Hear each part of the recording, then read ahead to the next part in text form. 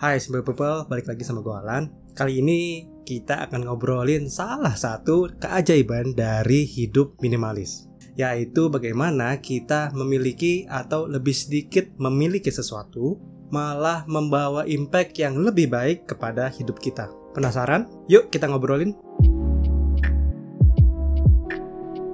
Statement less is more atau lebih sedikit lebih baik memang bertentangan dengan statement the more the better.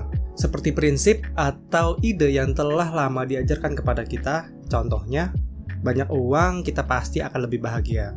Banyak anak pasti banyak rezeki. Namun di sisi lain ada gaya hidup minimalisme yang mengedepankan value less is more. Ini akan lumayan membingungkan untuk para pemula atau yang baru tertarik dengan gaya hidup minimalis. It's okay, gue akan coba menjelaskan beberapa case bagaimana less is more atau kasus-kasus lebih sedikit lebih baik berdasarkan pengalaman gue menjalani hidup minimalis, agar kamu bisa lebih mudah merelasikannya terhadap kehidupan di sekitar kamu. Yang pertama, less expectation, more gratitude. Gue bukan meminta kalian untuk go with the flow aja. Hidup kok ngoyo amat, kan udah ada yang ngatur. YOLO, you only live once. Let me explain. It's normal kalau kita mempunyai goal atau tujuan dalam menjalani hidup ini. Juga kita harus punya prinsip dan juga self-discipline agar hidup kita terarah. Beberapa upaya juga kita lakukan untuk mencapai atau menggapai achievement tertentu. Ekspektasi bisa menjadi harmful atau toxic jika kita mulai berasumsi bahwa segala sesuatunya dapat kita kendalikan untuk mencapai tujuan kita. Contohnya, dengan berbuat baik kepada seseorang, orang tersebut pasti akan berbuat baik juga kepada kita. Apakah akan seperti itu? Dengan kita telah berlatih dan berjuang habis-habisan, kita pasti juara nomor 1. Apakah pasti kamu akan juara nomor 1? Saat kita telah berupaya dan telah berekspektasi bahwa kita akan mencapai atau menggapai apa yang kita harapkan, namun pada akhirnya tidak sesuai dengan ekspektasi kita, apa yang biasanya terjadi? Ekspektasi yang tidak tercapai atau tidak sesuai akan mengakibatkan kekecewaan, malah sampai frustasi. Setelah kita frustasi, kita akan merasa dendam atau benci terhadap sesuatu yang kita rasa tidak sesuai dengan apa yang kita ekspektasikan. Setelah kita berekspektasi tinggi dan tidak sesuai, kita juga akan bisa merasakan keputusasaan. Ada 2 faktor yang harus kita mengerti, yaitu faktor internal dan faktor eksternal. Faktor internal adalah sesuatu hal yang masih kita bisa rubah atau kontrol, seperti pola pikir, keterampilan diri, sampai keputusan yang akan kita ambil. Namun jangan lupa ada juga faktor eksternal, yaitu adalah hal-hal atau faktor yang tidak bisa kita kontrol, seperti pikiran atau image diri kita di mata orang lain, keadaan alam atau cuaca, dan segala proses yang berjalan di luar kendali kita. Ekspektasi yang terlalu tinggi atau harmful biasanya bermula dengan hanya memperhitungkan faktor internal saja dan melupakan faktor eksternal yang bisa saja mempengaruhi faktor hasil akhir.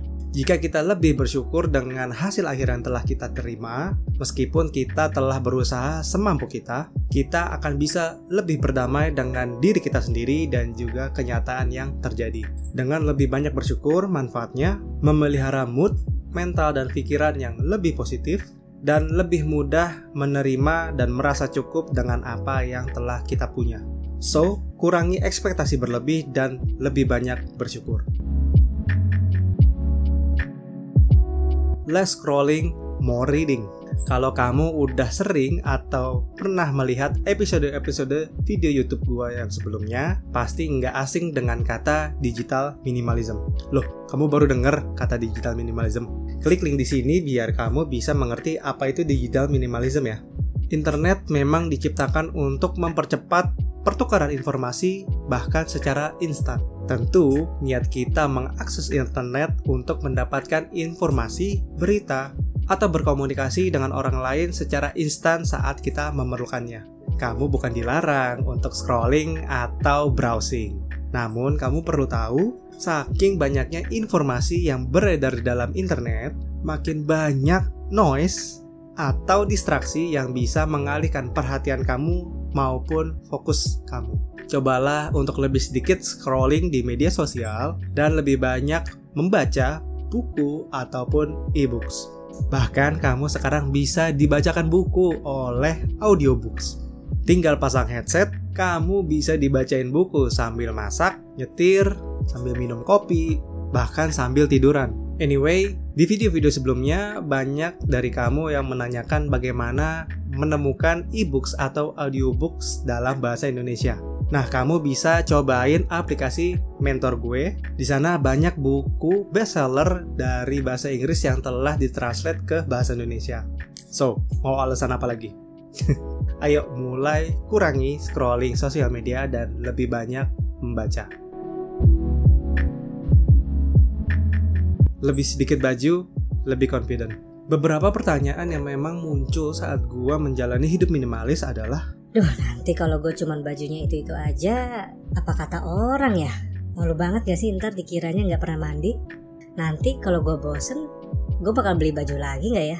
Namun setelah gue menjalaninya, pertanyaan gue tersebut akhirnya terjawab. Apakah ada orang yang bertanya kenapa baju gue kok itu-itu aja? Jawabannya ada. Loh, terus lu jawab apa bang? Ya, gue tinggal jawab apa adanya. Gue nyaman kok dengan baju yang kayak gini. Dan gue juga punya beberapa baju dengan warna dan bentuk yang sama. Ternyata udah gitu aja. Malu? Enggak juga sih. Terus nanti kalau ada yang nanya lagi atau orang lain ngomong apa, gimana? Sejujurnya bodo amat orang mau ngomong apa. Gini. Gue percaya bahwa tingkat kepedean kita secara natural akan meningkat saat kita nyaman dengan apa yang kita pakai dibanding dengan apa yang kita pakai. Nyaman untuk dipakai saat menjalani aktivitas sehari-hari, dan kamu bisa lebih fokus atau produktif dibanding takes too much time mikirin gue pakai baju apa ya hari ini. Nah, sekarang kamu tahu kenapa Om Steve Jobs atau bos Mark Zuckerberg selalu menggunakan baju yang sama, bahkan di event-event terbesar yang mengharuskan mereka untuk berbicara di depan orang banyak. Dengan memiliki baju lebih sedikit, kamu hanya menyisakan yang paling terbaik dan yang paling kamu sukai. So, setiap hari kamu menggunakan baju yang kamu sukai dan juga yang paling nyaman, sehingga rasa confidence kamu semakin memancar. So, jangan takut and give it a try guys. Nah, sekarang giliran kamu. Pengalaman apa yang less is more dan ternyata menguntungkan pribadi kamu secara keseluruhan? Silakan kita berdiskusi di kolom komentar. Jika kamu menyukai hidup minimalis dan suka self-development, jangan lupa subscribe ke channel ini. Jika kamu mempunyai kritik, saran, atau kira-kira mau membahas apa, boleh sharing atau info di kolom komentar. Terima kasih telah menonton video ini sampai habis, and sampai jumpa di video berikutnya. Bye simple people!